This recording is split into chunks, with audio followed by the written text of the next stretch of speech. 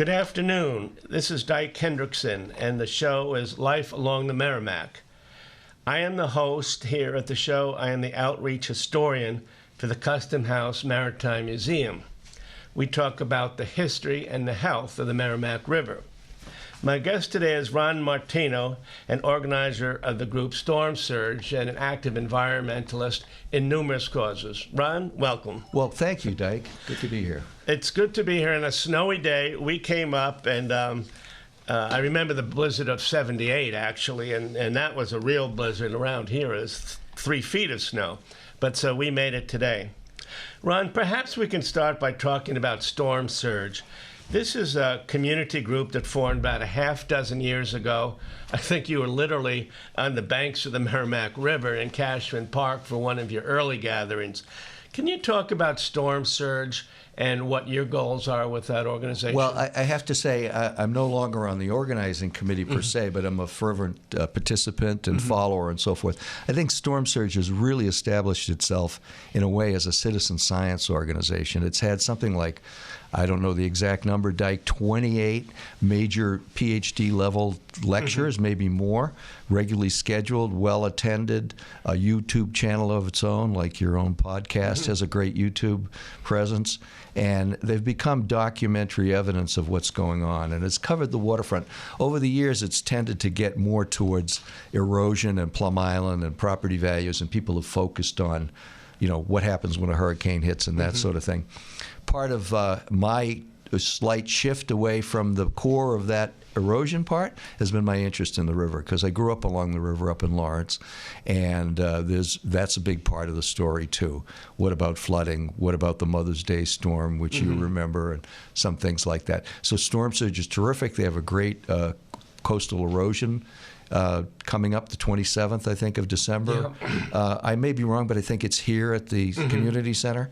And I would mention to listeners that there's a PhD scientist coming here December 27th. He's going to talk about Plum Island. He's going to talk about some of the theories about why some parts of Plum Island are aggregating sand and some are losing sand. And there have been many elements to that, including the South Jetty and the North Jetty a half dozen years ago. So that sounds like a very enlightening program. It does. And, at some point, one of the banks in town stopped lending on Plum Island, and that's a touchy and difficult subject to broach because, with FEMA being undercovered in terms of the financial obligations, people have to figure out how that all plays out, and it's a risky thing. Today I saw an interesting article in a urban planning magazine indicating for every dollar a company or a community spent on buying waterfront or riverine property that was risk of flooding in a 100-year flood, they would make $5 back over that period. And the reason that would happen apparently is because they don't happen very often, but when a bad thing happens, it costs a lot of money. So that has nothing to do with Storm Surge per se, but there's a background of a lot of bad things going on relative to ocean rise and sea level rise, and I think that's one of the things that people will start to consider. Well, I think you grew up in Lawrence, and maybe you can talk about, when you were growing up and the river was not so clean in those days. I think the demarcation point is 1971, when Ed Muskie and others were able to pull off the Federal Clean Water Act. But in the 60s and 70s, or the 50s and 60s, and early 70s, the river must have been a little unclean up towards Lawrence. Right. Well, as I say, I lived a couple of blocks from the Spigot River. I worked a summer job in the dye house at Malden Mills, emptying the vats into whatever had flowed down into the spigot. And, my college degree is in chemistry, and I had some understanding at that point of how bad that was and what the impact was going to be. And it was great over the years to see that drawn back. I think the senator from Maine, who was a great patriot, Senator Muskie, with the Clean Water Act, really did a great thing for the country when that passed. And he got a lot of criticism at the time.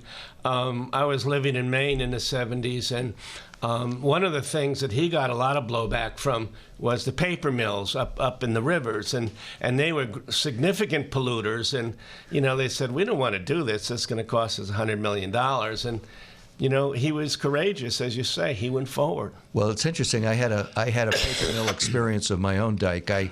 Working for GE as a chemist, I went on a management program, and one of my assignments was in Erie, Pennsylvania, building transit equipment and locomotives as part of what the factory was doing. And the factory next door, and a major picture in the local paper, was a chemist from Hammer Mill Paper Company at the outflow pipe with a beaker looking all chemistry-like, and he dipped into it and he drank the beaker of water. They had clarified it by filtering it. Now, I hope the man was in his late 60s and had already been diagnosed and his family was going to get paid off, because I knew that was one of the stupidest things I had ever seen, of a trained chemist with a beaker drinking effluent from a paper mill company. Well, that reminds me of a picture of Obama, President Obama, a number of years ago. He went to Flint, Michigan, and he met with all the scientists, and he came, he was trying to promote the fact that Flint's water was better, and now that you could drink it. And so they handed him a glass of water. Well, come to find out, they had switched the water, so this was not water from the river or from what a resident would drink, but it was clean water, probably from a Poland Spring can. So that followed him around a little bit. But, well, Lawrence actually still gets quite a bit of its drinking water from the Merrimack River. It does. I think maybe 600,000 people along the river, including in New Hampshire, get water from the river. And of course, the watershed itself has a lot of hot spots from brownfields. Nashua has a big PFOA site from one of the French conglomerates that they're in lawsuits with. So there's a lot of brownfield and leftover residue. Lawrence has been pretty well cleaned up, though. They've done some interesting things over the years. Along the Spigot, which is now considered a clean, warm water stream by the EPA. Mm-hmm. It's the cleanest tributary of the Merrimack. It's cleaner than the Merrimack. Most of the water comes down through Salem, New Hampshire, and then behind the mills. And because the mills don't dump anymore, it's cleaned itself out. Occasionally, there's an eagle on the end of the spigot overlooking the Merrimack, but he's on the Spigot side. And this crow thing, have you seen that? Do you know what I'm talking about? I don't follow. Okay. So there was a bird watchers from Beverly or someplace heard that there were 25 crows on the banks of the river by Salvatore's across the river from Sal's. And they went looking about 6 or 8 years ago, and they kept looking. And the crows moved upriver, and they're now on the Spigot River in a big cemetery overlooking what had been the Arlington Mills. And seasonally, up to 10 to 12,000 crows flock a half hour, 45 minutes before sundown, and leave within 45 minutes after sundown. Wow. And what they're figuring is these crows instinctively avoid owls and other predators, millions of years of evolution. They arrive, and then they just simply explode in every direction. And they've gone and found the leavings, and the leavings, the residuals, they know some of them made on the beach, some of them made in the woods, some of them made acorns from New Hampshire, and they're trying to figure out, here's a resurgence of wildlife in a huge number on the banks of the Spigot River in Lawrence. It's an amazing, odd thing. Well, Lawrence itself seems to be making a bit of a comeback. There's, an area of the old mills right off of 495 that has numerous medical applications. Salvatore's restaurant is there. It's a tremendous area, and I would think its time may have come because some of the rents in other communities nearby are so high. Yeah, I think last year or the year before, it was the fastest rising property value in the state. It went up 13% as young couples say, well, okay, I'll nibble around the edges. I'll find a neighborhood that looks maybe a little whatever, and I'm not going to have my kids in school, or they'll go to parochial school or whatever, and it's starting to get gentrified. It's not exactly Somerville North, but it's starting to get gentrified as a pretty good place. And that island that you mentioned has art galleries and all sorts of interesting things. I think the Merrimack Valley Watershed Council might have its offices on that island. It does, as a matter of fact. And they had a meeting in Haverhill recently, which I went to, and Haverhill, the Northern Essex Community College piece in Haverhill, hosted the meeting, and Haverhill's making a comeback. Merrimack is, Lawrence is too. And one other thing about Lawrence, I think it was one of the leading cities in the country for working with the river, working with the water, and cleaning it. Close to a century ago, I think there was concern. There was a lot of illness along Lawrence because they were drinking the water. And, PhDs from MIT and Harvard came up, and they had one of the first clean water sites in the country, calibrating how to make the water cleaner, what's going to make it cleaner. So they have a bit of history. Yeah, there they as do. well. They do. And you mentioned Haverhill. I think Haverhill is going to be the jewel of the river in many ways. Channel 5 had a thing a year or so ago about take the train to Haverhill, get out at the train station, 30 restaurants nearby, great murals all over the city, a U Lowell campus being built on the river. Haverhill, I had aunts and uncles in Haverhill. I know Haverhill a little bit. I love the place. And I love the fact that the sturgeon have come back and are living on the gravel beds at Haverhill. Well, You've seen that story. I have. I mean, the sturgeon, as you know, used to be a real major fish a couple centuries ago. It left, but as I understand, they're returning. Yeah, there are. I think you probably saw it when you were, still writing in the main papers and the local paper as well. I think 10 or 12 years ago, there was a move to scrape the gravel beds at Haverhill to make marinas possible, bigger marinas possible. But the EPA rules, the Endangered Species Act rules, made them survey for sturgeon. And they found 200 sturgeon on the gravel beds, they estimated, on the gravel beds at Haverhill. Now, sturgeon grow up to be about 3 feet long and then eat worms and clams and then go out to sea for God knows how long, up to 60 years, come back various times and promulgate, breed on the gravel. So the gravel bed is necessary for the sturgeon. So that stopped that particular thing. A couple of years ago, they took another survey. There were over 2,000 of those sturgeon. And they were able to do DNA testing, and it turns out that because they returned to certain places, that most of them were newcomers from either the Saco or the Penobscot, one of the rivers in Maine, that had sturgeon, and either through a storm or through whatever, they came up. So there's an old newspaper clipping in the archives of the library downstairs in the library, Newburyport Library, and I saw it years ago. It's like 1720. And it's an article in the London Times, and it says the ship from Newburyport has arrived with barrels of oysters and barrels of sturgeon. And that was local produce at the time. Well, I love the stories about tagging fish or learning more about fish. One of the programs they have now from Florida, the Cape, is tagging sharks now, white sharks. The place where I go in the winter frequently to visit my sister. New Smyrna Beach, Florida, is supposedly the shark bite capital of the Atlantic. That having been said, but white sharks are coming up to the Cape, and now a couple even got up to Cape Elizabeth, Maine this summer. So I get back to the tagging. It is very interesting when you can tell where they are and what they're doing. I think it's amazing that we have to call the 50 or so deer on Plum Island, and we're not calling the 5,000 seals down at Chatham. I mean, it seems like an equivalency to me, but that's it is fun, and the wildlife around here is quite remarkable. And so my mantra when we ever talk about clean water is, and I think you know this, that there is, when people say, well, what can we do to clean the water? There is actually a federal revolving fund. It's called the Clean Water State Revolving Fund. This is a federal-state partnership that provides communities with a permanent and independent source of low-cost financing for a wide range of water quality infrastructure projects. And I mention that Congress people Lori Trahan and Seth Moulton are wise to it, but I always try to mention it once in a while because people say, well, what can be done? We have this administration in. So I always recite the Clean Water State Revolving Fund. No, that's great. Yeah, no, I think that's right. And so you mentioned the 2 Congress people, but there are actually 5 Congress people that represent the river.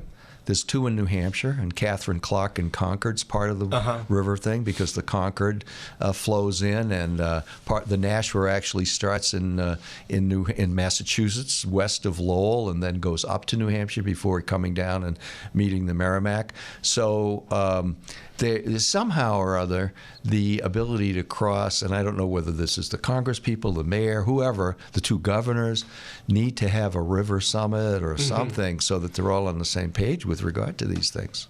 Well, there is a Merrimack River Commission, and our state senator, Linda DiZoglio, is a key figure in it. She was on this show a few weeks ago.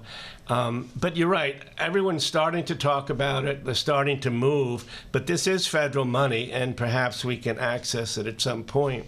Yeah, I think that's good. Yeah, we should be doing that. So you in college majored in chemistry, I believe. What got you interested in the environmental side? Because you've been involved not just in storm surge, and I want you to talk about some of your other projects. But how did you get involved in the environmental side of things here on the North Shore? Well, growing up blocks from the spigot, you could see it. You know, you're relatively okay, smart 14-year-old, you look at it and you say something's wrong.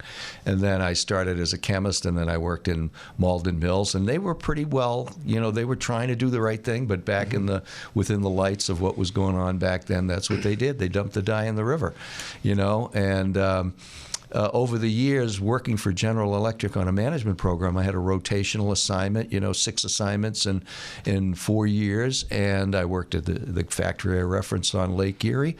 I worked building transformers in Pittsfield with the same stuff that, you know, that polluted the Hudson River and had to be cleaned up. It was a fire retardant. It was like a great new chemistry thing, and that was polluting the river. So I was aware when General Electric was sued by the U.S. that what that was, because I was part of a, you know, in some of that thing.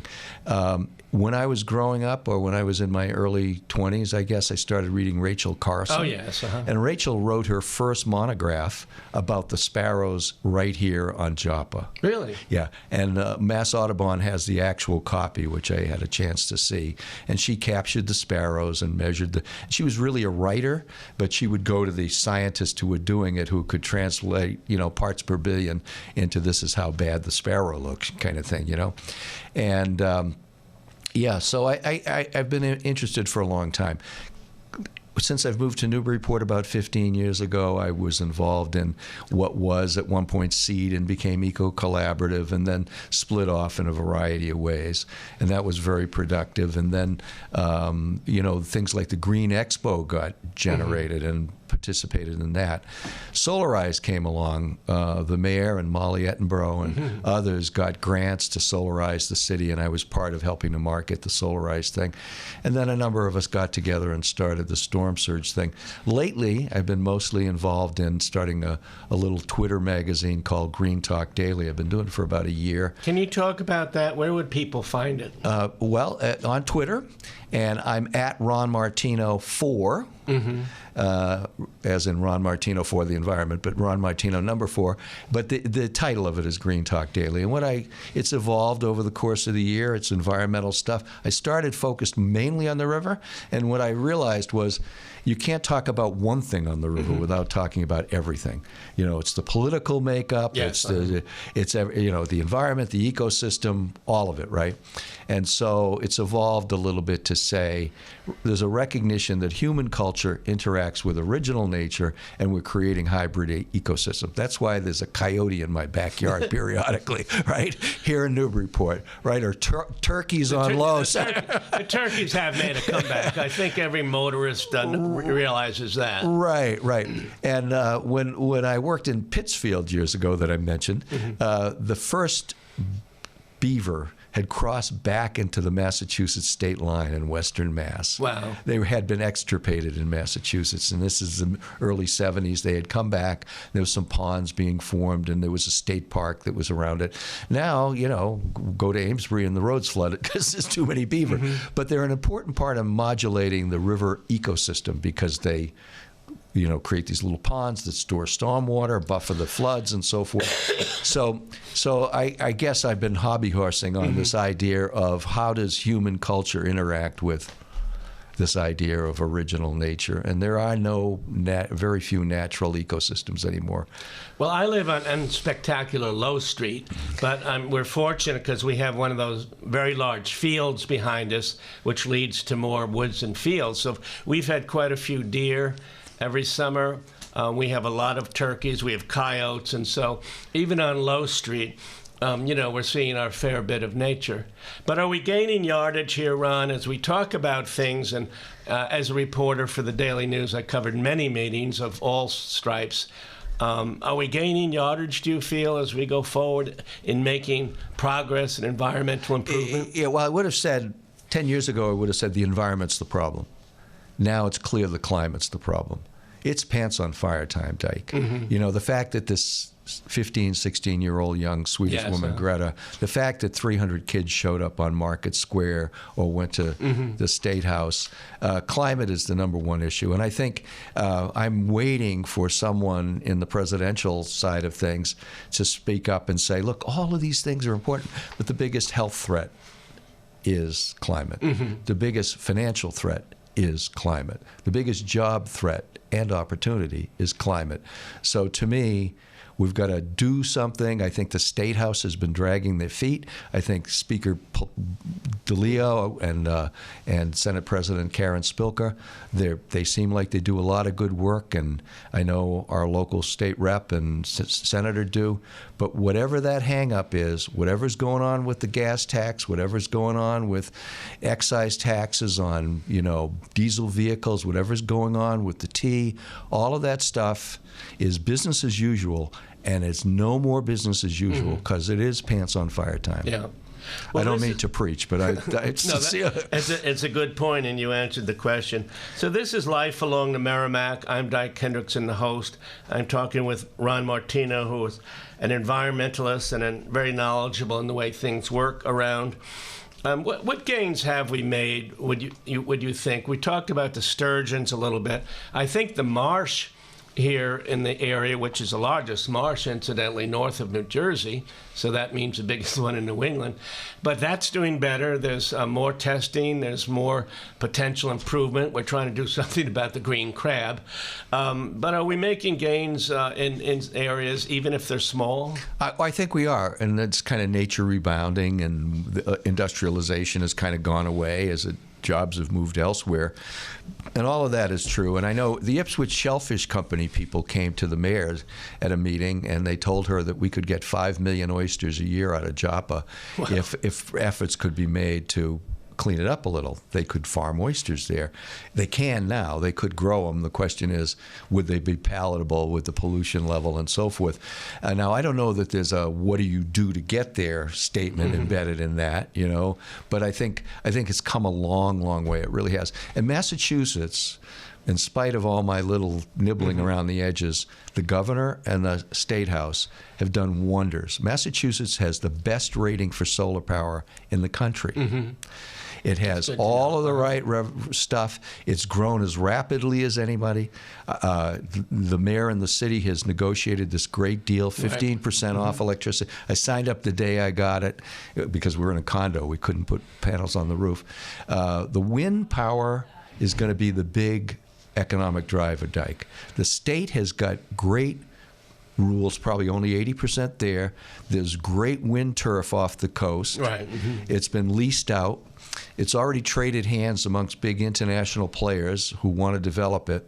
And Massachusetts could have jobs servicing wind turbines, offices, Well, that's been held up in the Cape and the islands, and people used to say that's because Teddy Kennedy doesn't want to run his sailboat into these things. But now that threat is over, it's been out there for a while, Ron. Right. And some of the first ones got turned on Block Island and down off the Cape, and it's coming rapidly. The wind power thing is interesting, mostly because of the emergence of battery technology. So winds, by definition, are inconsistent, right?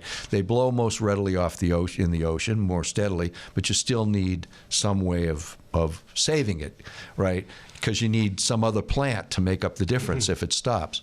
The battery technology is going great to the point where Denmark, the country of Denmark, for a day got all its electricity from wind power. Well, that's encouraging. That's possible.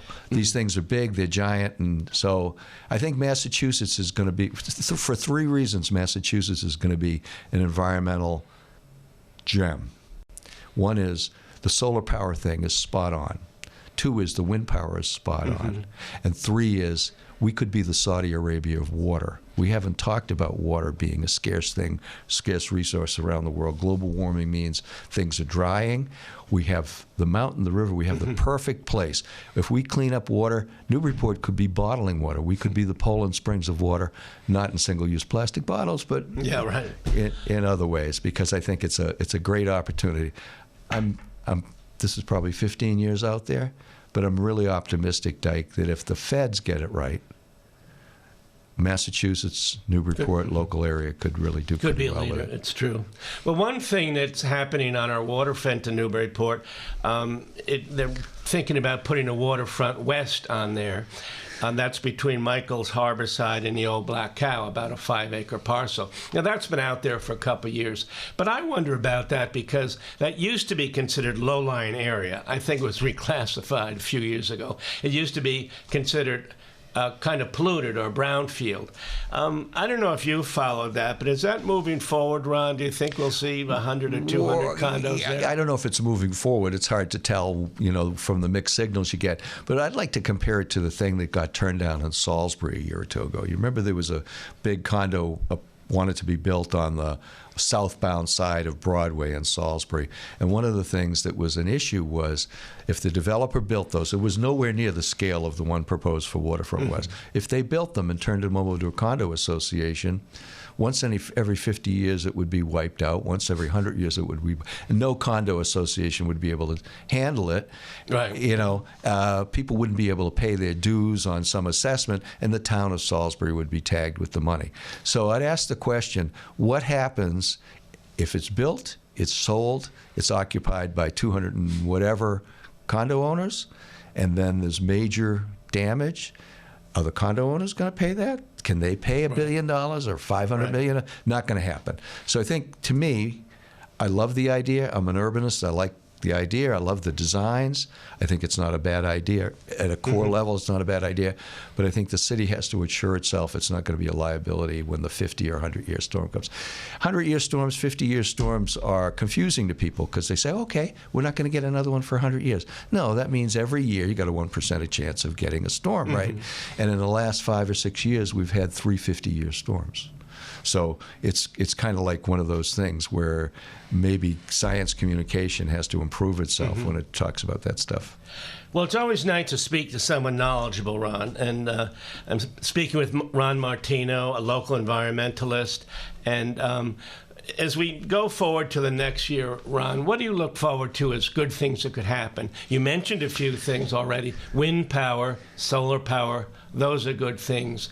What else might happen in the next year or 5 years that could, help the river and help the local environment? Well, I think the river is going to be helped because everybody understands what's going on with that, and Diana DeZoglio and James Kelko, everybody up and down the river is paying attention, and somehow some progress is going to be made there. So I'm optimistic about that. I think one of the things I'm optimistic about is the fact that the announcement of a Blue New Deal. Now everybody's heard about the Green New Deal that's been proposed by, national figures. Blue New Deal was this idea that the ocean is a job opportunity, and I think whether that gets people elected or not elected or congressional passing or anything, the concept is blooming into something that really means great jobs. Newburyport's always been a seafaring place, a waterman place. Between the fishing, the wind power, things that can happen to implement a Blue New Deal and help the oceans clean up. Eliminating plastic bags is a good start. Eliminating plastic water bottles would be a better start. All of that stuff, I'm very optimistic that we'll look back in 5 years and say, oh, we ticked off a few of those. Maybe we can get the plastic water bottles. I remember years ago, and this is 2 or 3 decades, where, they but they put a 5-cent deposit on beer bottles and soda bottles, and the bottlers hated it, but after every concert or football game, all the cans were gone. They were picked up. And, my hope here in Massachusetts, and we've had this on the ballot, that the same can happen with plastic. And I was really surprised several years ago when it failed. But that is a short-term goal I think we on the river can all appreciate, is there's so much plastic on the river that maybe this is something we can get. Yeah, the Demoulas market basket are so close that it'd be great if they make some action on their own. Mm-hmm. Well, that's great. And Ron, you're a terrific guest, and I learned a lot, so this has been great for me. We're about at the end of our time. This is Life Along the Merrimack. I'm Dyke Hendrickson. I'm with Ron Martino. We'll be back in 2 weeks. We'll talk again about life along the Merrimack and how we can improve our environment. Thank you very much.